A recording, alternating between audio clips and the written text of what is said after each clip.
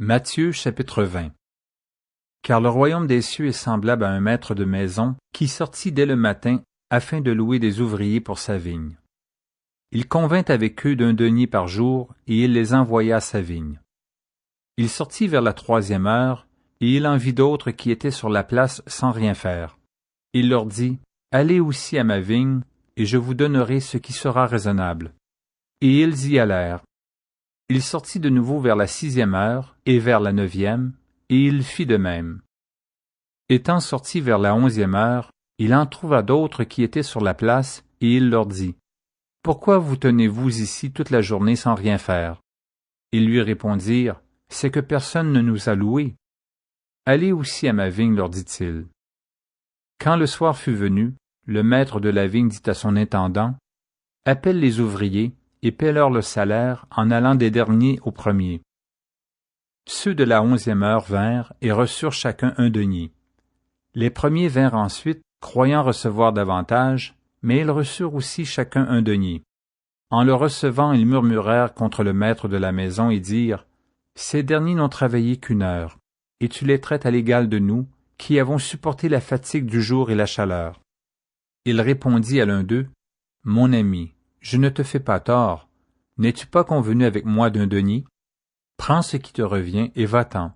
Je veux donner à ce dernier autant qu'à toi.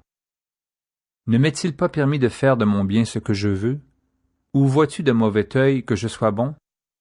Ainsi les derniers seront les premiers, et les premiers seront les derniers. » Pendant que Jésus montait à Jérusalem, il prit à part les 12 disciples, et il leur dit en chemin, « Voici, nous montons à Jérusalem.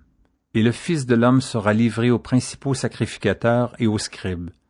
Ils le condamneront à mort, et ils le livreront aux païens pour qu'ils se moquent de lui, le battent de verge et le crucifient, et le 3e jour il ressuscitera. » Alors la mère des fils de Zébédée s'approcha de Jésus avec ses fils et se prosterna pour lui faire une demande. Il lui dit, « Que veux-tu? » « Ordonne, lui dit-elle, que mes 2 fils que voici soient assis dans ton royaume, l'un à ta droite et l'autre à ta gauche. » Jésus répondit, « Vous ne savez ce que vous demandez.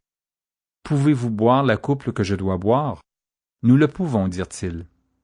Et il leur répondit, « Il est vrai que vous boirez ma coupe, mais pour ce qui est d'être assis à ma droite et à ma gauche, cela ne dépend pas de moi et ne sera donné qu'à ceux à qui mon Père l'a réservé. » Les 10, ayant entendu cela, furent indignés contre les 2 frères. Jésus les appela et dit, « Vous savez que les chefs des nations les tyrannisent et que les grands les asservissent. Il n'en sera pas de même au milieu de vous. Mais quiconque veut être grand parmi vous, qu'il soit votre serviteur. Et quiconque veut être le premier parmi vous, qu'il soit votre esclave.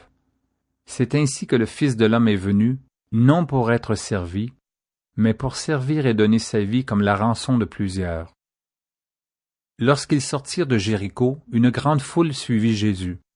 Et voici 2 aveugles assis au bord du chemin entendirent que Jésus passait et crièrent, « Aie pitié de nous, Seigneur, fils de David. » La foule les reprenait pour les faire taire, mais ils crièrent plus fort, « Aie pitié de nous, Seigneur, fils de David. » Jésus s'arrêta, les appela et dit, « Que voulez-vous que je vous fasse? » Ils lui dirent, « Seigneur, que nos yeux s'ouvrent. » Ému de compassion, Jésus toucha leurs yeux, et aussitôt ils recouvrèrent la vue et le suivirent.